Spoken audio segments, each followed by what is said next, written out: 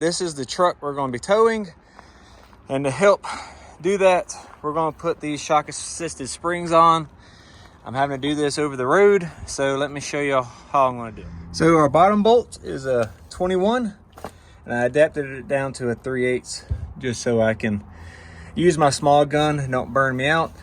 I don't have a 21 millimeter wrench, so I used a good old adjustable, knocked that off. Now let's move to our top bolt.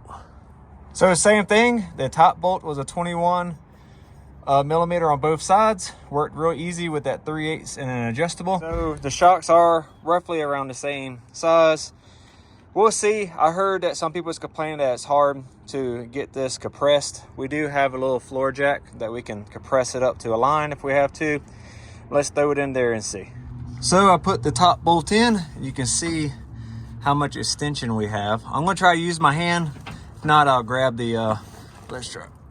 So a lot easier to go ahead and put a jack up this. I almost got the wheel off the ground here, but that gave me maximum or a lot more suspension travel.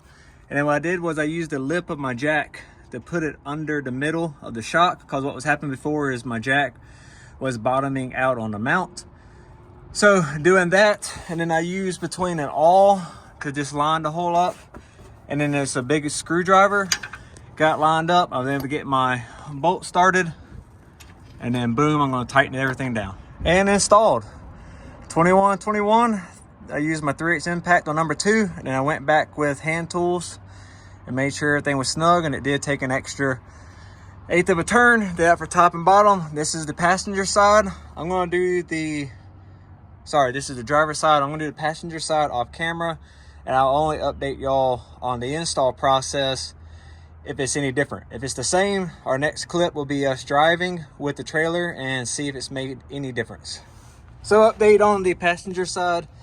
I was able to get the wheel off the ground. It's barely skimming here on the rocks.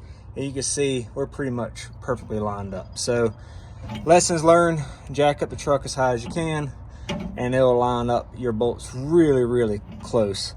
So let me throw these in, and I wish I had a before and after, because I didn't expect this, but the truck does appear to look to be sitting higher in the rear, but I didn't measure anything. But we'll look at the truck when we get done. So the truck does sit up by 1 inch or 2, which is fine because it'll level out the front. We still going to put helper springs on it for it to tow this big rig.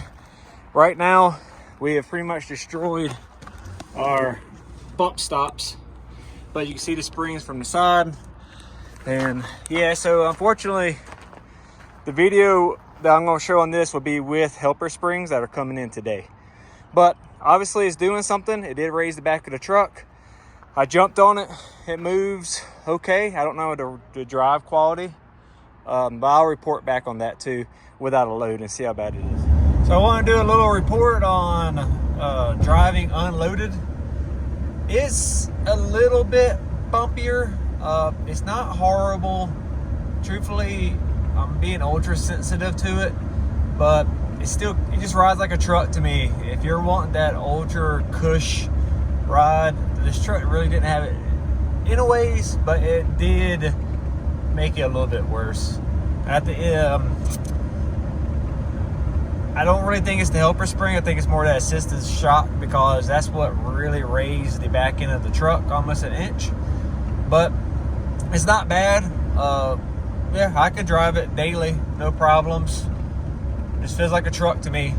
You know, if I wanted a smooth ride, I would jump in a car or a Cadillac, you know. So, but anyways, I just wanted to report while I'm driving to show people. I mean, we're going 60 right now, and I mean, the roads are fair here. They're not the best. You can see how the phone's jumping. All right.